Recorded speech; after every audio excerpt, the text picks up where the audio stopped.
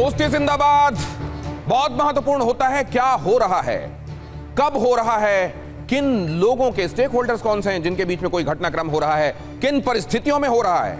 यहां दोस्ती जिंदाबाद जब हम आपको बता रहे हैं, असल में रूस के राष्ट्रपति व्लादिमीर पुतिन हिंदुस्तान पहुंच रहे हैं। 4 और 5 दिसंबर को हिंदुस्तान में होंगे। यह हो रहा है, 2 राष्ट्राध्यक्ष, दोस्त राष्ट्राध्यक्ष आपस में मिल रहे हैं। यह हो रहा है, लेकिन किस पृष्ठभूमि में हो रहा है और इसके नतीजे क्या होंगे, यह समझने की हम कोशिश कर रहे हैं। जरा किस पृष्ठभूमि में हो रहा है, इसको बताने के लिए आपको कुछ खबरों की तरफ ले चलता हूं, फिर ले चलूंगा मेहमानों की तरफ जो पूरी दुनिया से हमको ज्वाइन कर रहे हैं। महत्वपूर्ण देशों से जुड़ने वाले ये लोग बता रहे हैं कि वहां का नजरिया क्या कहता है। लेकिन पहले जरा देखिए कि ये ब्रेकिंग क्या कहती है।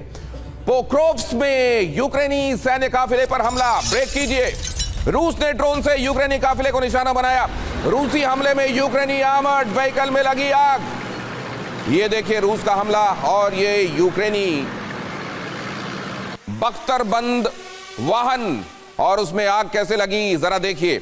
ये ब्रेकिंग अगर आपने देख ली हो टेक्स्ट में तो जरा फुल फ्रेम इस ब्रेकिंग को दिखाइए, किस तरीके से हमला हुआ और कैसे यहां एक आर्मर्ड व्हीकल्स जनरली, और क्योंकि आप जानते हैं कि यूक्रेन भी रशिया का ही हिस्सा रहा है, यहां की मशीनें, यहां के आर्मर्ड बहुत रगेड होते हैं। और ऐसे में अगर इस पर हमला हुआ, फिर ये भी अगर एक तरफ आप देखिए ये एडवांटेज में है कि सब कुछ रगेड और उसका भी यूक्रेन का हथियार, उसकी मिलिट्री जो हार्डवेयर है वो भी ऐसा है, तो दूसरी तरफ यह भी कि उसका तोड़ रशिया ही जानता है। इसलिए इस तरह के आर्मर्ड को निशाना बनाना, उसको तबाह करना भी रशिया को आता है। अगली खबर देखिए, नोवोरोसिस्क में ऑयल टर्मिनल में विस्फोट से हड़कंप। फ्लैश कीजिए, भीषण धमाकों से रूस का ऑयल शिपमेंट रुका। रूस के एयर डिफेंस ने कई ड्रोन तबाह किए, रशिया के एयर डिफेंस ने कई ड्रोन तबाह किए। ये लगातार ये swarm drone attack, swarm drone मतलब टिड्डी दल जैसा ड्रोन का हमला, एक साथ बहुत सारे ड्रोन आए और सैचुरेट कर दें एयर डिफेंस सिस्टम को।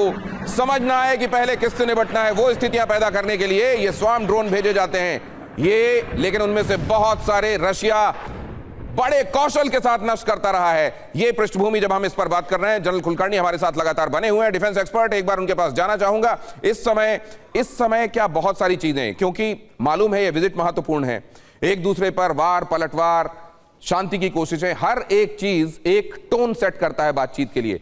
यह जो युद्ध के मैदान में हम देख रहे हैं, यह किस तरह का टोन दे रहा है जो बातचीत होने वाली है उसके लिए।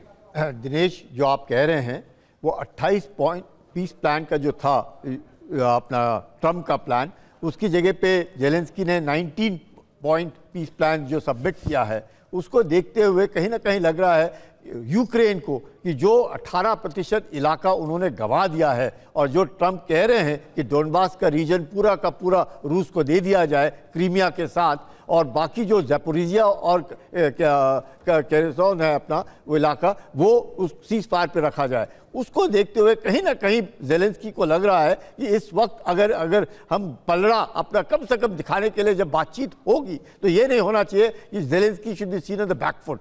और पुतिन चाहते हैं कि अब जब भी बातचीत हो, चाहे 28 पॉइंट पीस प्लान पर हो या 19 पॉइंट पीस प्लान पे हो या फिर जो पुतिन के प्लान है उसके ऊपर हो, लेकिन बातचीत होनी चाहिए। लेकिन बातचीत से बहुत महत्वपूर्ण बातें, और यही होता है तजुर्बा। देखिए ये हमारे वॉर वेटरन्स, ये दशक का अनुभव, और उसमें देखिए किस तरीके से उन्होंने बताया कि जो होता है असल में टेबल पर, टॉक्स की टेबल पर वो तय होता है कि युद्ध के मैदान में क्या हो रहा है और वहां पोजीशन ऑफ स्ट्रेंथ से कौन बात करता है। यूक्रेन भी ये नहीं दिखाई देना चाहता कि वो बैकफुट पर है, इसलिए लगातार ताबड़तोड़ हमले बोल रहा है। और इतने बड़े घटनाक्रम पर कहीं और नहीं, सिर्फ TV9 Bharatvarsh.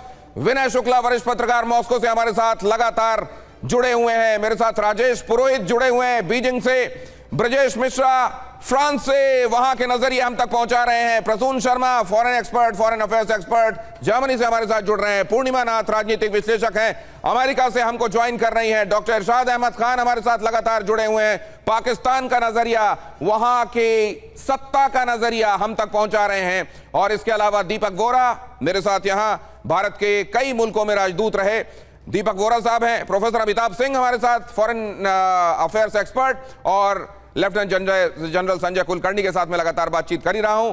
Group captain DK Pandey भी मेरे साथ यहां एयरफोर्स का रिप्रेजेंटेशन, जैसा मैं लगातार आपको बता रहा हूं, महत्वपूर्ण, क्योंकि Su-57 को लेकर भी चर्चाएं हो रही हैं और air defence system, upgraded air defence system को लेकर भी चर्चा हो रही है। लेकिन पहले जरा देखिए, संधि या फिर सर्वनाश, यही दो तरीके हैं। अगर संधि वाला रास्ता नहीं आगे बढ़ता तो सर्वनाश का रास्ता तो खुला हुआ है ही, और उसमें मंजिल आगे क्या है वो आप जानते हैं। संधि या सर्वनाश, जरा देखिए, मियामी में अमेरिका और यूक्रेन के बीच में पीस डील पर बैठक हुई, लेकिन इस बैठक में हुआ क्या?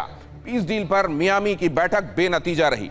एक बार फिर से वो हुआ जो असल में ज्यादा संभावना लग रही थी, क्योंकि इसमें विन विन सिचुएशन वाली बात नहीं है और दोनों ही पक्ष ये दिखाने में पीछे नहीं कि असल में तो हम घुटने टेकने वाले नहीं हैं। मार्को रूबियो ने कहा चर्चा आगे बढ़ी है, लेकिन पीस डील के कई मुद्दे मुश्किल हैं, कई मुद्दों को लेकर कंटेंशन है। ट्रंप के दूत स्टीव विटकॉफ आज मॉस्को पहुंच रहे हैं, उनको वो मॉस्को जाने वाले हैं। ये बात डोनाल्ड ट्रंप ने पहले ही कहा था।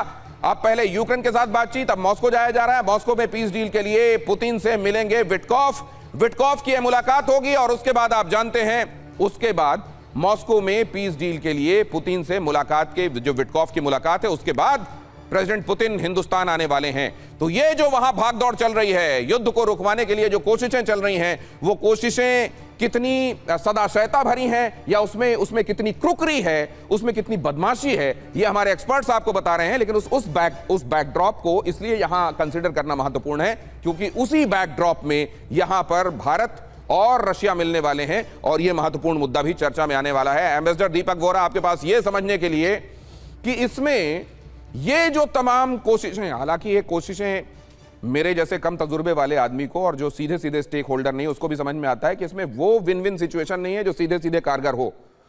ऐसे बैकड्रॉप में ये मुलाकात जब होगी तो क्या प्रधानमंत्री नरेंद्र मोदी, जो हमेशा ये कहते हैं कि ये बुद्ध का दौर है, युद्ध का नहीं, कोई ऐसी बात प्रेसिडेंट पुतिन से कह सकते हैं जो उनको क्लिक कर जाए और मामला बन जाए?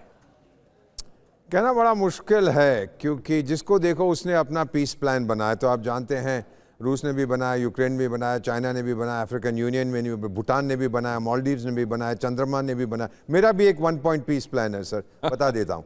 वो बेगिंस्की साहब को बोलो न्यूयॉर्क में जाके कोई नाइट क्लब खोले, काम करे, उसके देश की तबाही खत्म हो जाएगी। बिकॉज अदरवाइज कोई नहीं वहाँ पर शांति चाहता है सर। वो सोच रहा है कि जब तक मैं दुनिया का नेपोलियन हूं, जिस तरह मुझे पश्चिमी देशों ने बना दिया, मैं लड़ता रहूंगा। और रूस मानेगा नहीं। उसने साफ कहा है कि अगर तू अपनी धरती मुझे नहीं देगा, मैं बाय फोर्स ले लूंगा। ट्रंप साहब कभी इधर कभी उधर दोनों तरफ रहते हैं। सो ये जो कॉन्फ्रंटेशन इस समय चल रही है, ये यूनाइटेड पश्चिमी देश और रूस के बीच में है। और एक अफ्रीकन कहावत है सर, जब हाथी लड़ते हैं नुकसान घास का होता है। घास रौंदी जाती है। जब हाथी लड़ते हैं तो घास रौंदी जाती है। क्या घास का रौंदा जाना अब यहां पर कम होगा?